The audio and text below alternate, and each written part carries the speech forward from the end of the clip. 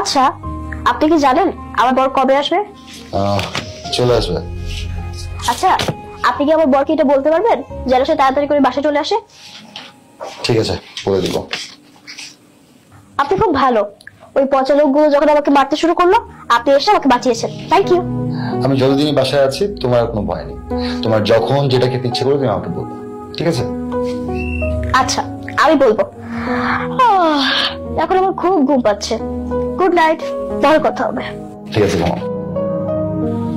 আমি আমাকে টেবিলে যেয়ে বলে ফেলি।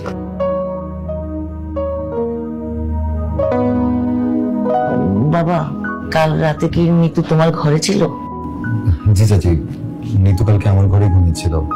ও নাকি একা ভয় পাচ্ছিল। আসলে ভুলটা আমারই হয়েছে। ও একা ঘুমাতে পারে না, ও আমার সাথে ঘুমায়।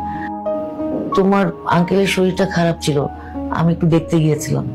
এসে দেখলাম নিতু নেই, তোমার ঘরে শুয়েছিল। তো কেমন খারাপ দেখায় না?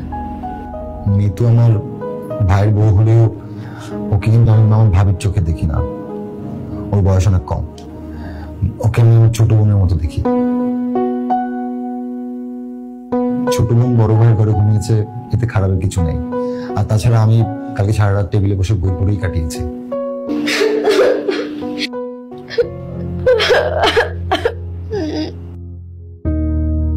কি হয়েছে, কাঁদছো কেন?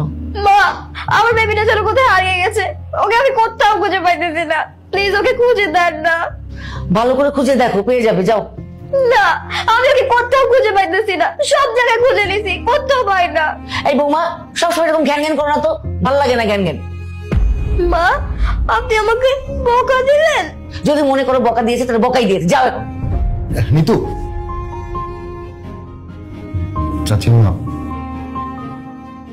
তোমার কিন্তু নিতুর সাথে এমন ব্যবহারটা করা উচিত হয়নি।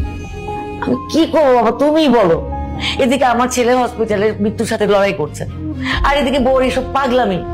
আমি তো নিতে পারছি না এগুলা। চাচি মা, তোমার মনের অবস্থা আমি বুঝতে পারছি।